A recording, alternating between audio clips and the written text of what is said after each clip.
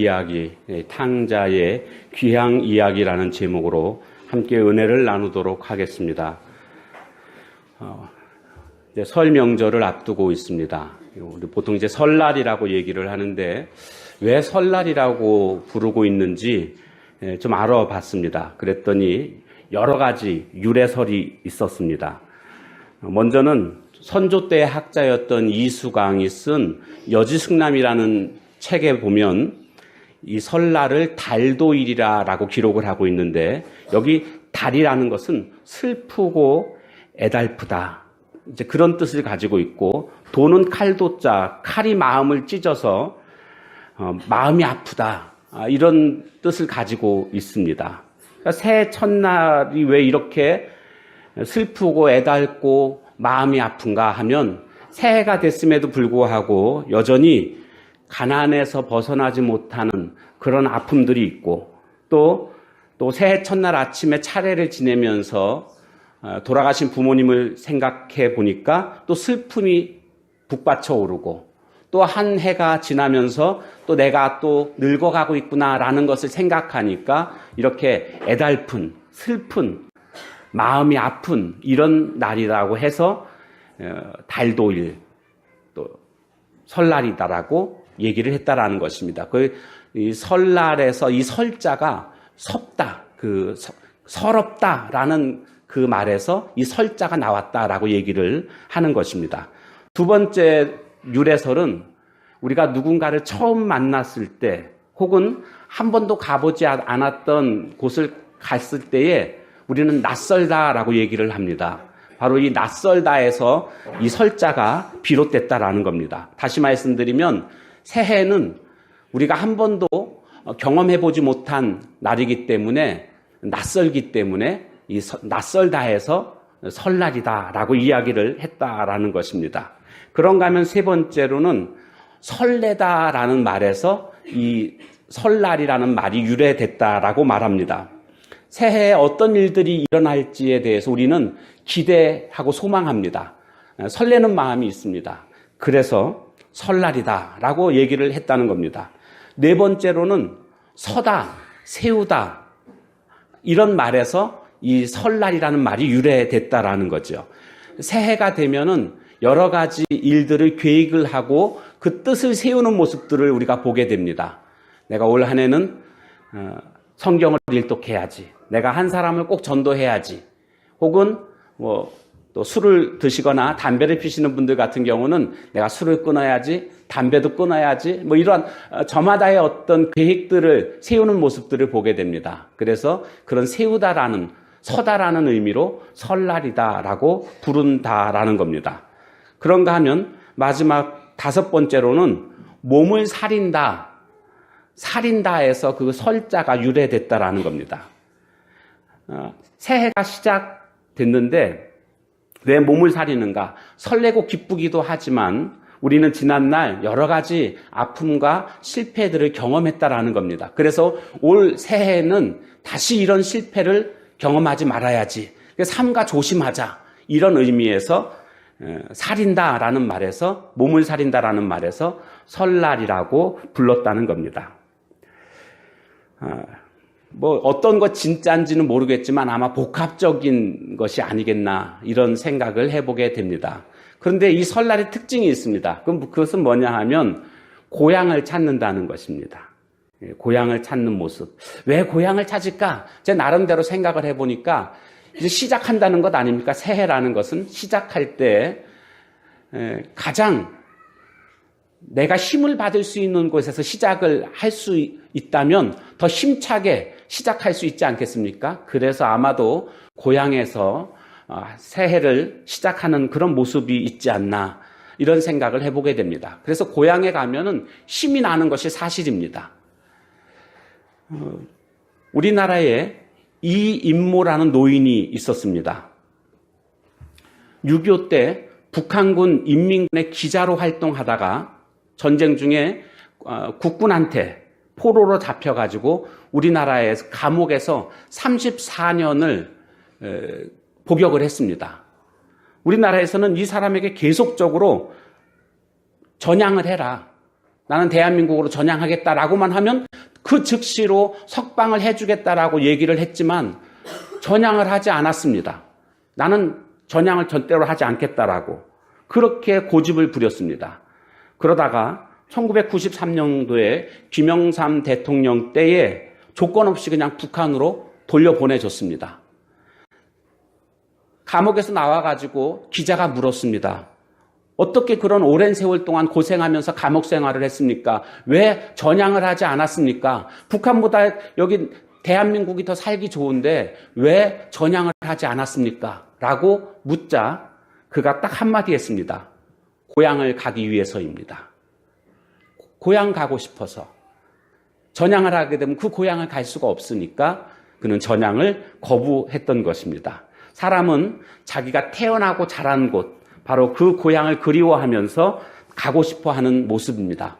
올해도 기사를 보니까 699만 명이 이동을 한다고 합니다. 약 700만 명이라고 보면 되겠습니다.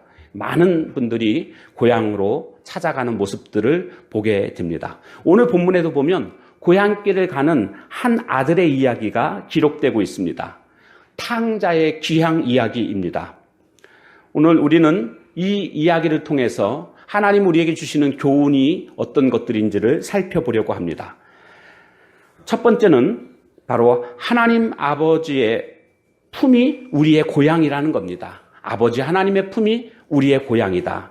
21절의 말씀을 보면 아들이 이르되 아버지 내가 하늘과 아버지께 죄를 지었사오니 이런 말씀이 나오고 있습니다.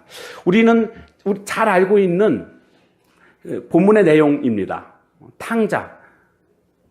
그런데 이 탕자의 이야기의 주인공은 우리는 다 둘째 아들인 탕자라고 생각을 합니다. 저도 그렇게 생각을 하고 있었습니다. 그런데 말씀을 자세히 살펴보니까 주인공은 탕자가 아니고 그의 아버지가 주인공이라는 것을 알 수가 있었습니다. 탕자는요, 프라디걸이라는 영어 용어입니다. 프라디걸 son. 그래서 이 프라디걸이 무슨 뜻인가 찾아보니까 낭비하는 그런 뜻입니다. 그러니까 낭비하는 아들이라는 겁니다. 그래서 탕자라고 그렇게 성경에는 탕자라는 말이 안 나오거든요. 그래서 우리가 붙인 겁니다. 이게 탕자의 탕자가 탕진하다 할 때 탕자를 쓴 거죠. 그래서 그의 아버지가 재산을 줬는데 그것도 뭐 주고 싶어 준 게 아니고 억지로 달라고 유산 어차피 줄 거니까 달라고 떼를 쓰기 때문에 줬던 것 아닙니까? 그랬더니 그 재산을 다 낭비한 그런 아들이었습니다. 그래서 우리가 탕자라고 부르고 있는 거거든요. prodigal son. 그래서 낭비하는 아들이다. 이렇게 우리가 부르고 있는 것입니다. 그런가 하면 신학자들은요, 이 아버지, 이 둘째 아들의 아버지도 역시 prodigal father 이렇게 부르고 있습니다. 아버지도 낭비했다라는 겁니다. 저도 잘 이해가 안 돼가지고 무슨 의미일까 궁금해서 찾아보니까 아버지는 아들에 대해서 사랑을 낭비했다 이렇게 표현을 하고 있더라고요. 오늘 부모님들은요, 자식들의 일이라고 한다면 어떤 것이든지 다 낭비하는 게 부모의 사랑이라는 생각을 하게 됩니다. 자녀들 학원비라도 벌어보려고 아르바이트를 하는 그런 모습들이 우리 얼마나 주변에 많이 있습니까? 집안일 하기도 사실 벅찬데도 불구하고 그렇게 하는 것은 자녀를 위함이라는 거죠. 한 가지 안타까운 것은 이 자녀들이 그것을 반의 반만이라도 좀 알아주면 좋겠는데 몰라주고 있는 것이 속상하기도 하지요. 자, 그런데 정말 중요한 것은 이 오늘 본문에서 가장 중요한 것은 바로 그 아버지의 품이 고향이라는 것입니다. 그 두 번째 아들이 밖에 나가서 다 낭비하고 난 다음에 그 아버지 품으로 돌아오게 되는데 바로 그 아버지의 품이 고향이고 그 아버지의 품이 곧 하나님의 품이다라는 것을 오늘 본문을 통해서 우리에게 알려주고 있는 것입니다. 그것을 우리가 어떻게 하나님이라고 제가 말씀을 드린 것이냐 하면 21절 말씀에 보면 아들이 이르되 아버지 내가 하늘과 아버지께 죄를 지었사오니 그랬습니다. 여기 그냥 아버지께 죄를 지었다라고 말하지 않고 하늘과 아버지께 죄를 지었다. 여기 하늘은요, 우리가 저 하늘 스카이를 의미하는 게 아니고요. 하나님의 거룩하신 이름을 우리가 그때 유대인들은 자기 입으로 이렇게 말하는 것은 불경죄에 속했었습니다. 그래서 하나님이라고 말을 못하는 겁니다. 여호와라는 말을 못하는 겁니다. 그래서 오늘 본문에도 보면 하나님이라고 하지 않고 하늘이라고 그렇게 얘기를 하지요. 혹은 아도나이, 주라는 말로 하나님을 대신하는 모습들을 보게 됩니다. 이처럼 오늘 본문에 나오고 있는 것은 하늘로 표현되고 있는데 이 하늘은 곧 하나님을 뜻하는 것입니다. 그러니까 자신이 지금 나간 것이 아버지께도 죄를 지었지만 하나님께 죄를 지은 것이다 라고 말을 하고 있는 것이고, 아버지 품으로 돌아가는 것은 곧 하나님 아버지께 돌아가는 것임을 오늘 말씀해 주고 있는 것입니다. 고향이라는 것은요, 그 지리적인 어떤 공간적인 개념으로서의 어떤 고향이라고 할 수가 있습니다. 먼저는. 그러나 그것만을 말하지는 않습니다. 저는 태어나기는 대전에서 태어났습니다. 제 고향은 대전이죠. 그러나 제가 초중고를 나온 곳은 대전이 아니고 안성입니다. 제 생활의 모든 터전이 안성에 있습니다. 모든 추억과 제 삶을 지금까지 세워왔던 그런 모든 것들은 다 안성에 있습니다. 그렇기 때문에 태어난 곳보다 초중고를 나온 안성이 저에게는 더 친근하고 더 의미가 있는 곳이기도 합니다. 그러니까 고향이라는 것은 그냥 공간적인 개념도 있겠지만 사실은 그곳에서 자라는 과정 속에서 내 삶을 만들었던 어떤 인격적인 관계의 근원, 이런 것들이 있는 곳이 바로 진정한 고향이다라고 말할 수가 있겠습니다. 고향을 찾지 않는 분들이 계실 겁니다. 왜 안 찾는가 하면 귀찮아서가 아닙니다. 고향에 만나볼 사람이 없을 때에 고향을 찾지 않게 됩니다. 우리가 고향 그러면 아버님이 계시고 어머님이 계시고 형제와 자매들이 있고 또 어릴 적 친구들이 존재하는 그런 고향을 우리는 생각하고 있는 것입니다. 그런데 만약 그런 사람들이 없게 된다면 자연히 고향을 등지게 되는 모습들을 보게 됩니다. 그렇기 때문에 고향이라는 것은 어떤 지리적인 공간적인 의미보다는 인간관계에 얽혀져 있는 그런 모습들이 더 큰 의미가 있다라는 것을 우리는 생각해 볼 수가 있습니다. 오늘날 많은 현대인들이 방황하고 있는 모습을 보게 됩니다. 심리학자들은 현대인들이 방황하고 있는 원인을 어디에서 찾는가 보니까 아버지 부재 현상이다, 이렇게 찾고 있습니다. 아버지 부재 현상.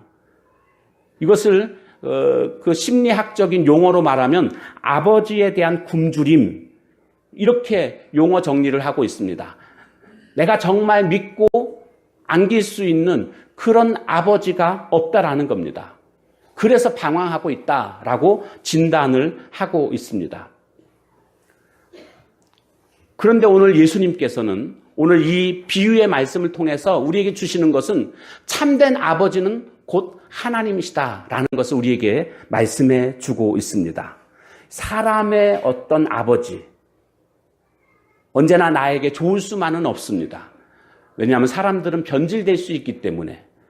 처음에는 정말 그렇게 죽고 못 살았지만, 나 없어서 못 살겠지만 나중에는 너 때문에 못 살겠다. 이게 사람의 관계 모습 아니겠습니까? 그렇기 때문에 사람을 의지하다가는 언제든지 무너지게 되는 것들을 우리는 심심치 않게 보게 됩니다. 진정한 쉼이 있고 참으로 나를 안아주고 나에게 있어서 가장 든든한 분은 인간적인 아버지가 아니라 하늘에 계신 하나님 아버지임을 오늘 본문에서는 우리에게 말씀해 주고 있는 것입니다. 그래서 현대인들이 방황하고 있는 그 이유는 바로 다른 데 있는 것이 아니라 고향인 하나님 아버지의 곁을 떠났기 때문이다라는 겁니다. 에덴을 떠났다. 그래서 신락원이라는 그런 말이 나온 것 아닙니까? 그런 책이 써지지 않았습니까? 이것이 바로 현대인의 방황하고 있는 모습이라는 겁니다. 아버지를 떠난 사람들은 여전히 방황할 수밖에 없다라는 것을 오늘 우리는 본문의 비유를 통해서 우리가 깨닫게 되는 것입니다. 본문이 준 두 번째 교훈이 있습니다. 바로 그것은 고향에는 우리가 찾는 모든 것이 있다라는 겁니다. 모든 것이 다 있습니다. 지금 이 둘째 아들이 자신에게 물려줄 유산을 달라고, 원래 유산이라는 것은 돌아가신 다음에 받는 게 유산인데 돌아가시지도 않았는데도 유산을 달라고 그래서 때를 써가지고 준 거 아닙니까? 그런데 이것을 가지고 다 낭비를 했습니다. 허랑방탕해가지고 다 낭비를 하고 그의 현재의 상황은, 즉 돌아오기 전의 상황은 굶주림이었습니다. 굶주림. 육체적으로 굶주렸습니다. 배고파서 줄여 죽는, 굶주려 죽을 정도까지 오게 된 것입니다. 어제도 제가 교회에 있을 때 어느 한 청년이 찾아왔습니다. 청년이 찾아와가지고는 뭐 빙빙 돌려서 얘기를 합니다. 돌려서 막 얘기를 하는데 뭐 저는 교회에 늘 있다 보니까 그런 분들을 많이 만나게 되죠. 도와달라는 겁니다. 근데 그동안 찾아왔던 분들은 그래도 최소한 한 50 정도는 넘으신 그런 분들이 와서 도와달라고 했었는데 어제 찾아온 분은 20대 후반 정도 되는 그런 분이 와가지고 도와달라고 그러는데, 도와달라고 그냥 딱 얘기를 하면 좋겠는데 빙빙 돌려서 얘기를 하는 겁니다. 제가 시간도 없는데 자꾸 빙빙 돌려서 얘기해가지고 그냥 딱 그냥 결론부터 좀 얘기해줬으면 좋겠다. 제가 그러다 보니까 여자분들하고 얘기할 때 좀 그런 느낌이 많이 나요. 여자분들은 자꾸 이렇게 돌려서 얘기를 하더라고요. 그래서 잘 못 알아듣겠습니다. 그래가지고 여자분들한테는 제가 얘기할 때 결론을 먼저 얘기해달라고, 그렇게 제가 얘기를 종종 하거든요. 남자분들이 둔해요. 그래가지고 잘 못 알아듣어요. 아내 말을 잘 못 알아듣습니다. 그래서 제가 아내분들한테 좀 부탁드리고 싶은 것은 그냥 얘기를 좀 해주세요. 돌려서 얘기하면 이 미련한 남자들은 전혀 알아듣지를 못합니다. 그냥 탁 얘기를 해주면 참 좋은데 여자분들은요, 이 돌려서 얘기하는 게 습관화돼가지고 계속 그렇게 돌려서 얘기를 하더라고요. 그냥 지금쯤 되니까 그나마 조금은 알아듣겠는데 아직도 제가 많이 부족하다는 것을 느낍니다. 제가 얼마나 부족했는지 제 둘째 아들이 옆에 있다가 엄마가 이거 얘기하는 거예요. 가르쳐 주더라고요. 제가 하도 못 알아들으니까. 둘째 아들은 그걸 알아듣더라고요. 그래서 제가 속으로 너 잘났다. 그렇게 얘기했는데, 동양을 왔으면 도와달라고 그냥 하면 탁 도와주겠는데, 자꾸 삥삥 돌리는 거예요. 그래서 제가 먼저 그냥 말을 끊었어요. 그래서 도와달라는 겁니까? 제가 그랬더니, 그렇다고. 그래서 알았어요. 그랬고, 그냥 제가 돈 10,000원을 이렇게 줬습니다. 그러면서 저녁이나 사 먹으라고. 이렇게 했었는데, 참 젊은 사람이 그렇게 돌아다니면서 동냥을 하고 있다는 것 자체가 참 굉장히 부끄러운 거죠. 그럼에도 불구하고 또 동냥할 수밖에 없는 그런 사정이 있지 않겠는가. 또 그런 생각을 합니다. 그래서 저는 그냥 오면 무조건 그렇게 줍니다. 그냥 거짓말을 하든 뭐 하든 그냥 더 자꾸 얘기만 들으면 그 사람이 자꾸 더 거짓말만 하게 되니까 아예 거짓말이 더 나오지 않도록 도와달라는 겁니까? 그러면 그렇다고요. 그럼 알았습니다. 그리고 그냥 바로 주고 그냥 그럽니다.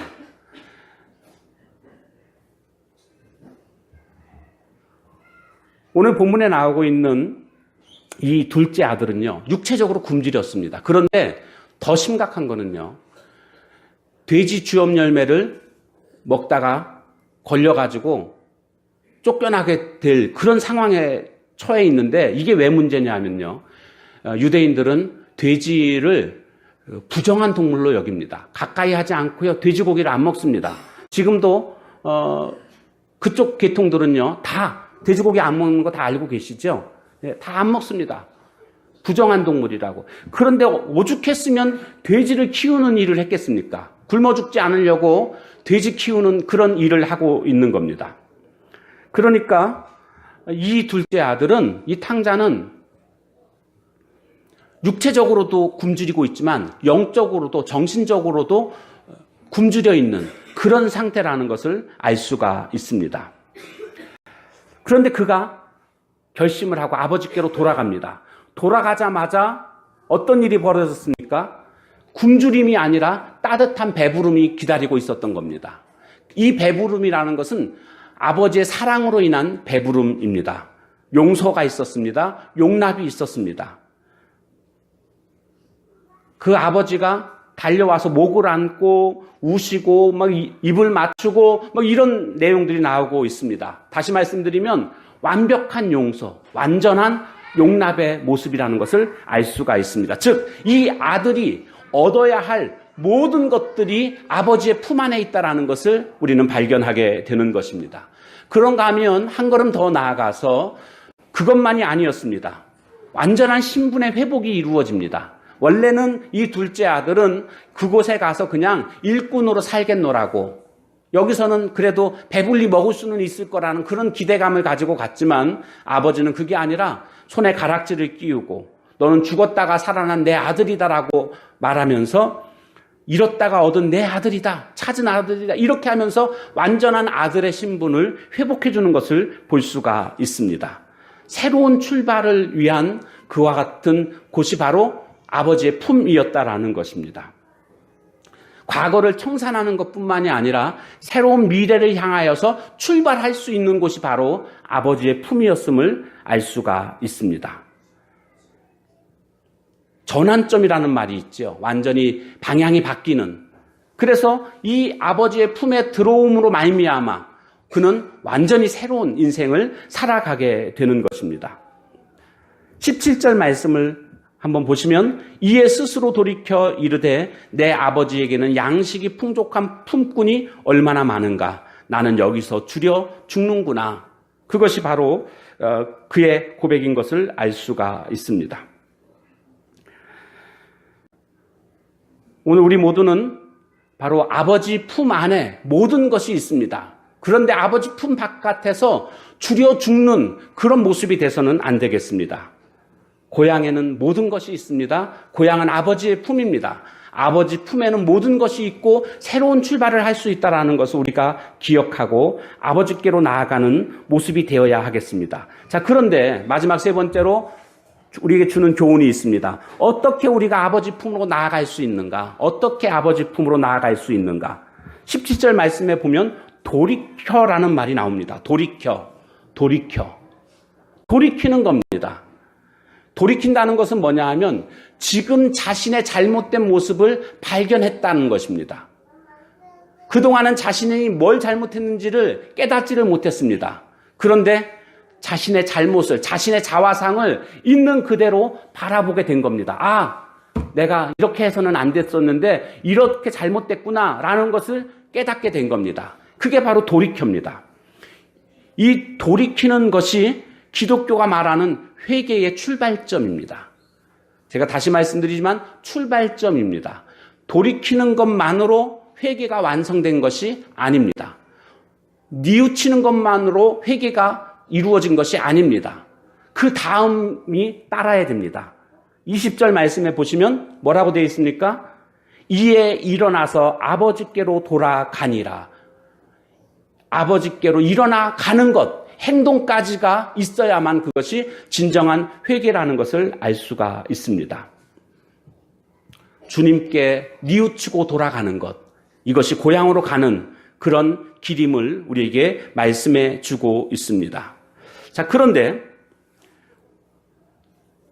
예수님께서 우리가 아버지 하나님께로 돌아가는 길이 되셨다라고 우리에게 말씀해 주십니다. 길이 되셨다. 길이 있어야 가는 것 아닙니까? 요한복음 14장 6절에 보면 내가 곧 길이요 진리요 생명이니 나로 말미암지 않고는 아버지께로 갈 자가 없다. 이런 말씀을 하셨습니다. 그러니까 예수님을 통해서만 아버지께로 가는 겁니다. 다른 길은 없습니다. 그런데 우리가 하나님과 우리와의 사이 속에서 어떤 가로막고 있는 최대의 장애물이 있다고 한다면 그것은 다른 것이 아니라 죄입니다. 이 죄가 하나님과 우리와의 간격을 만들어 놓는 그런 장애물이 됐습니다. 이 죄를 짓게 되면 그 다음 우리에게 찾아오는 것이 죄책감입니다. 이 죄책감이 하나님께 나아가고자 하는 모든 사람들의 발목을 붙잡게 됩니다. 의롭게 살았던 사람일수록 더 이와 같은 죄책감에 시달립니다. 저도 깜짝 놀란 적이 있었습니다. 제가 정말 의롭게 살았고 하나님 앞에서 올바르게 살았었거든요. 그러다가 한번 죄를 짓게 됩니다. 대학교 때인데 딱 죄를 짓고 나서 제가 저한테 놀랐습니다. 내가 이런 죄를 짓다니. 왜냐하면 저는 정말 여러분이 안 믿으실지 모르겠지만 거의 성자의 모습으로 살았던 그때였거든요. CCC라는 선교단체에서 생활하면서 정말 잘하면 성자가 한 명 태어날 법한 그런 분위기였습니다. 제가 저를 봐도 놀랍게 변화됐습니다. 예수 그리스도를 인격적으로 만나는 것이 어떤 것인지를 제 삶을 통해서 제가 알았습니다. 그래서 정말 거룩하게 살았습니다. 죄라는 금을 절대로 밟지 않았습니다. 너무너무 거룩하게 살았습니다.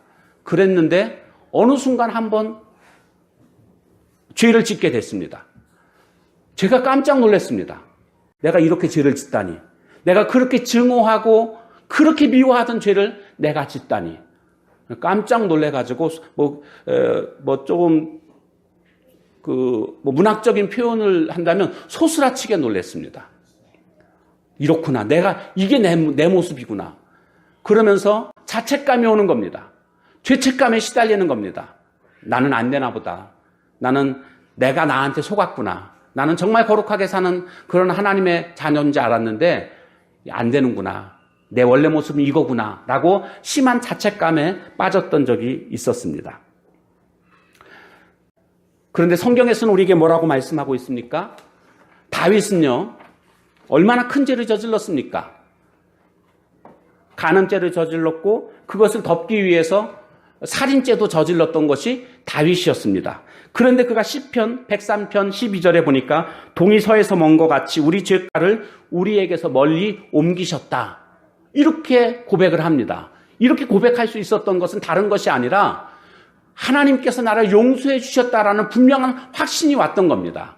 오늘 우리도 마찬가지입니다. 내 죄를 주님이 십자가에서 대신 돌아가시고 부활하심으로 말미암아 내 죄를 다 씻어주셨다라는 이 말씀을 믿기만 하면 우리의 모든 죄는 다 씻음을 받은 것입니다. 그럼에도 불구하고 우리가 죄책감에서 벗어나지 못하는 이유가 있습니다. 뭔지 아십니까? 말씀대로 살지 못하고 있는 자신의 행위 때문입니다. 이것은 문제가 있습니다. 어떤 문제냐 하면 죄사함의 근거를 행위에 두고 있기 때문에 그렇습니다. 죄사함의 근거는 행위가 아니라 믿음입니다. 믿기만 하면 모든 죄가 다 사해진다라고 주님이 도장을 찍어주셨습니다. 믿기만 하면 죄가 사해지는 것입니다. 그랬는데 아직도 내가 죄 짓고 있는데 행위의 모습들을 보면서 아직도 미워하고 있고 아직도 시기하고 있고 이런 모습들 때문에 나는 여전히 죄인이다라고 생각을 하고 있는 겁니다. 그래서 나는 아직도 죄사함 받지 못했다라고 죄책감에 시달리고 있는 모습들을 보게 됩니다. 이것은 하나님의 말씀을 믿지 않는 그런 모습입니다. 죄사함의 근거는 행위에 있지 않고 믿음에 있음을 우리는 꼭 기억해야 되겠습니다. 그러면 다윗처럼 우리도 고백할 수 있는 겁니다. 내 죄가 동에서 서로 옮겨졌다. 이렇게 고백할 수 있는 것입니다. 자, 그런데 예수님께서는 그렇게 이 죄를 해결해 주시고 우리가 하나님께로 나아갈 수 있는 길이 되어 주셨는데 바리새인들은 이 하나님에 대한 어떤 개념을 가지고 있냐 하면 경찰관 같은 형사 같은 그런 이미지를 갖고 있습니다. 잘못한 것에 대해서 지적하고 심판하고 저주하는 이런 하나님으로 그들은 개념을 가지고 있는 겁니다. 그래서 일체의 어떤 부도덕한 삶의 모습이 있다고 한다면 하나님께 감히 나아갈 수도 없고 또 부도덕한 사람들과 함께 어울려서도 안 되는 이것이 바로 바리새인들이 생각하고 있는 하나님에 대한 일반적인 개념이었습니다. 그런데 예수님은 어떤 모습을 우리에게 보여주고 있는가 보니까 오늘 15장 1절에 보면 많은 세리들과 죄인들과 함께 하시고 함께 식탁을 나누는 이런 모습을 보여주고 있고 이것 때문에 바리새인들은 깜짝 놀라는 모습을 보게 됩니다. 왜요? 자신들이 생각하고 있는 모습과 전혀 다르기 때문에 그렇습니다. 그런데 주님은 어떤 분이십니까? 그렇게 심판하고 저주하는 그런 분이 아니시라는 겁니다. 하나님은 오늘 그 아들을 이 땅에 보내심으로 말미암아 이 아들을 믿는 자마다 조건 없이 다 용서해 주시고 하늘의 영원한 생명을 주신 분이십니다. 예수님을 구원의 주로 희망의 주로 그렇게 붙드는 자들을 하나님은 다 안아주시는 그런 하나님이심을 우리에게 말씀해 주고 있습니다. 오늘 우리는 이 말씀을 우리가 의지해서 돌이켜 하나님 앞에 나아가면 되는 겁니다. 예수 그리스도의 이름 힘입어서 하나님께 나아가기만 하면 이제 일어나서 간 것처럼 오늘 우리들도 죄로부터 이제 일어나서 예수 그리스도의 이름 힘입어서 죄사함을 힘입어서 하나님께 나아가게 될 때에 우리는 새로운 인생을 출발하게 될 줄로 믿습니다. 이제 우리나라는 이 설날이 두 번 있죠. 엄밀히 말하면 태양력을 쓰고 있고 또 태음력을 쓰기도 하고 뭐 그래가지고 설날이 두 번인데 저는 어릴 때만 굉장히 싫었습니다. 저는 정확한 거를 좋아하거든요. 서로 1월 1일 날 새해 복 많이 받으십시오라고 분명히 인사를 했는데 한 달이 지났는데도 또 새해 복 많이 받으십시오라고 인사하는 것 자체가 이거는 불합리하다. 제 생각에서는 도무지 받아들일 수 없는 그런 논리였습니다. 그래가지고 이 설명절날 새해 복 많이 받으십시오라고 인사할 때 저는 인사하지 않고 그냥 이렇게 피하기도 하고 막 그랬던 기억이 납니다. 저는 아닌 건 아닌 거거든요. 그런데 나이를 먹어보니까 이게 얼마나 좋은 건지 이제 깨달았습니다. 왠가 하면 새해 다짐했던 것들이 다 무너지는 게 한 달이면 다 무너지거든요. 근데 이 한 달이 지나고 나서 다시 한번 생각해 보면서 새롭게 한 해를 시작할 수 있다는 것이 우리에게는 얼마나 큰 복인가 이 생각을 하게 됐습니다. 그러니까 설날이 두 번 있다는 것이 얼마나 다행스럽고 감사한지 모릅니다.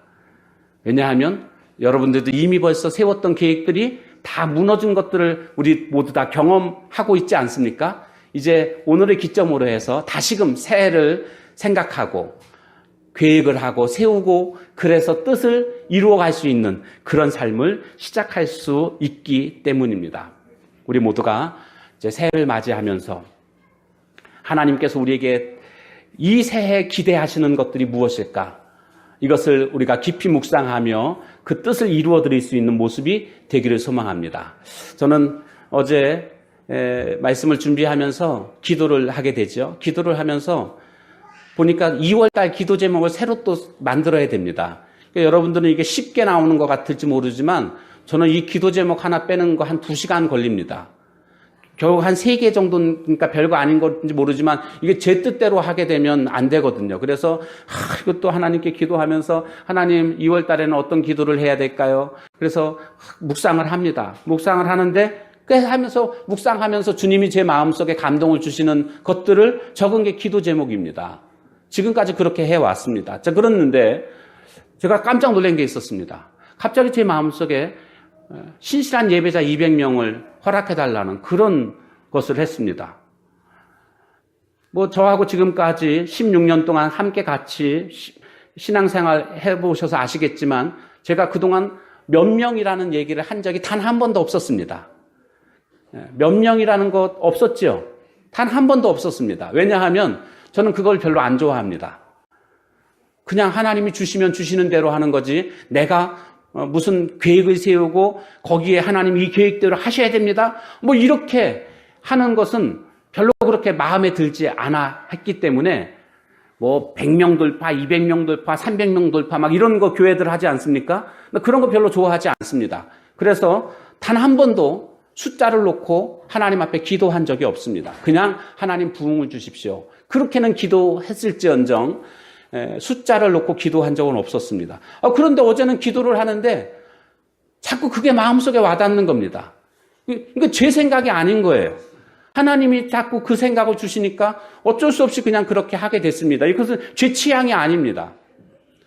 그런데 제가 건방지게 하나님 앞에 하나님 제 취향 아닌데요. 이렇게 말할 수가 없는 겁니다. 그러니까 하나님 기도하던 중에 하나님이 감동 주시면 그냥 제 취향은 아니지만 하나님이 그렇게 말씀하신다면 제가 순종하겠습니다. 이것이 올바른 태도 아니겠습니까? 그래서 기도 제목을 적으면서 떠올랐던 것이 바로 이것이었고 그래서 하나님 알겠습니다. 하나님 하고 그냥 감동된 대로 적은 것입니다. 물론 하나님은 그런 뜻을 가지고 계시겠지만 분명한 것은 우리가 순종할 때에 그 뜻이 이루어지는 것이지 하나님이 뜻 갖고 계시다고 해서 우리가 그것을 순종하지 않으면 그것은 이루어지지 않을 것입니다. 우리 모두가 올 한 해 정말 신실한 예배자로, 그냥 저는 숫자 별로 안 좋아하거든요. 근데 숫자에 연연한 것이 아니라 정말 신실한 예배자로 하나님 앞에 예배드리는 이런 모습, 감동적인 예배, 하나님이 기뻐하시는, 그래서 하나님의 성령이 충만한 그런 예배, 치유되고 회복되고 고쳐지는 그런 예배를 올 한 해 드리기를 소망합니다. 올 한 해는 여기에 집중하고 싶습니다. 예배. 정말 우리가 예배 드릴 때에, 오늘도 명절인데도 불구하고 많은 분들이 참석을 하셨습니다. 우리가 연합 예배를 드리는 이유는 많이 참석을 못하기 때문에 드리는 거거든요. 그런데도 불구하고 많이 참석을 하셨습니다. 해마다 이렇게 점점 많아지고 있습니다. 그것은 예배를 귀하게 여기고 있다라는 것을 말해주고 있는 것 아니겠습니까? 전날에는 집에서 전 부치고 뭐 이거 하시느냐고 예배를 참석을 안 하셨어요. 그래가지고 어떤 날은 주일 예배를 드리려고 하는데 평소에 한 7, 80명 모였었는데요. 예배 때 보면은 한 10대뿐 그 정도 모여가지고 예배를 드리고 그랬었습니다. 물론 10대뿐도 귀하기는 하지만 그 예배에 대한 그 생각 자체가 이렇게 귀하게 생각들을 못 하셨던 것 같습니다. 그런데 해가 갈수록 예배에 대한 귀함을 아시고 이렇게 예배에 참석해 주시니까 제 마음이 얼마나 흐뭇하고 또 하나님 얼마나 기뻐하시겠는가, 또 이런 생각을 해보게 됩니다. 우리 모두가 이 설 명절을 앞두고 이 탕자의 귀향 이야기를 말씀을 드렸습니다. 이것을 통해서 우리에게 주시는 교훈들을 생각해 봤습니다. 먼저는 하나님 아버지의 품이 고향이다.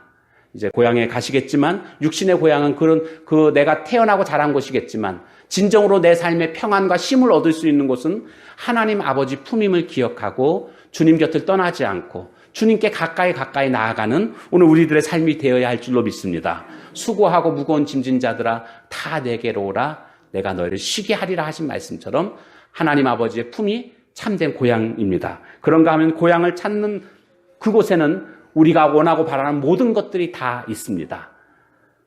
우리가 생각하지 못했던 것까지도 넘치게 준비되어 있습니다. 그 아버지는 이미 다 용서하고 계십니다. 달려가서 끌어안습니다. 충만한 용서, 완벽한 그런 용납, 바로 그것이 아버지의 품입니다. 그 아버지께로 가는 길이 있습니다. 돌이키는 겁니다. 지난날에 잘못된 것, 작년 2018년도에 하나님의 뜻대로 살지 못했던 것 돌이켜야 됩니다. 그리고 이제 일어나서 그 자리를 떠나야 됩니다. 하나님께 나아가는 것입니다. 올 한 해는 그렇게 믿음의 발걸음을 힘차게 내디딜 수 있는 우리 모두가 다 되어지시기를 주님의 이름으로 축원합니다. 시간 함께 같이 기도하도록 하겠습니다. 주신 말씀 기억하면서 우리 함께 같이 기도하지요. 올 한 해 작년보다 더 나은 한 해, 하나님이 기대하시는 그런 삶을 살아갈 수 있게 해달라고, 하나님 아버지 품이 참된 평안의 그런 고향임을 이 시간 깨달았사오니 주님 품 안에서 떠나지 않는 자 되게 해주시고 그곳에서 모든 것이 있음을 알고 그 아버지 품 안에서 모든 것을 얻는 삶이 되게 해달라고, 그리고 바로 그렇게 하기 위해서는 돌이켜야 됩니다. 아버지 품으로 가기 위해서는 돌이켜 일어나 가야 됩니다. 작년에 하나님 앞에서 불순종했던 모습들 버리고 돌이켜 일어나 주 앞에 나아갈 수 있는 내 삶이 되게 해달라고 우리 다 같이 통성으로 함께 같이 기도하도록 하겠습니다. 하나님 아버지, 오늘 우리의 삶 속에서 하나님께서 기대하고 바라는 것들이 있음을 이 탕자의 귀향 이야기를 통해서 깨닫게 됐습니다. 아버지 하나님의 품이 참된 고향임을 깨달았습니다. 세상의 그 어떤 품도, 세상의 그 어떤 것도 나에게 참된 쉼을 줄 수 없음을 깨닫게 됩니다. 하나님만이 참된 고향임을 이 시간도 깨닫게 됩니다. 그 둘째 아들 탕자가 아버지 품에 왔을 때에 그가 참된 고향을 경험했던 것처럼 하나님, 오늘 우리들도 하나님 곁을 떠나지 않고 늘 주님 앞에 거할 수 있는 삶이 되게 하옵소서. 하나님 고향에는 모든 필요한 것들이 있음을 깨닫게 됩니다. 완벽한 용서, 완전한 회복이 있음을 깨닫게 됐습니다. 그곳에서 새롭게 출발할 수 있는 신분의 그러한 회복도 있었음을 보게 되었습니다. 주님 안에 모든 것이 있음을 알고 주님만을 바라보고 주님만을 의지하는 삶이 되게 하옵소서. 주님, 무엇보다도 하나님 돌이킴으로 말미암아 고향으로 돌아갈 수가 있는 것이고 일어나 갈 때에 고향으로 갈 수 있음을 깨닫게 됐습니다. 작년 한 해 하나님 앞에서 불순종했던 모습들 돌이켜 하나님 앞에 이제 순종함으로 살아갈 수 있는 한 해가 될 수 있도록 하나님 인도해 주옵소서. 잘못한 것들에 대한 회개의 모습이 있게 하시고 완전히 돌이킴으로 말미암아 하나님 기뻐하시는 삶, 하나님 앞에 복받을 만한 그런 인생들이 다 될 수 있도록 하나님 인도해 주시옵소서. 주께서 그렇게 인도해 주실 것을 믿습니다. 주님 감사합니다. 예수님의 이름으로 기도합니다. 하나님 감사합니다. 오늘 탕자의 귀한 이야기를 통해서 오늘 우리에게 주신 교훈들을 마음속에 담습니다. 하나님 아버지의 품이 참된 고향이고 또한 고향에는 우리의 모든 것들이 다 충만하게 준비되어 있음을, 그래서 우리가 거기에서 얻을 수 있음을 우리가 깨닫게 됐습니다. 고향으로 돌아가는 방법은 돌이켜 일어나 가는 것임을 깨달았습니다. 잘못된 것 회개하고 이제 2019년도 새로운 인생을 출발할 수 있는 저희들 모두가 되게 하옵소서. 예수님의 이름으로 기도합니다. 아멘.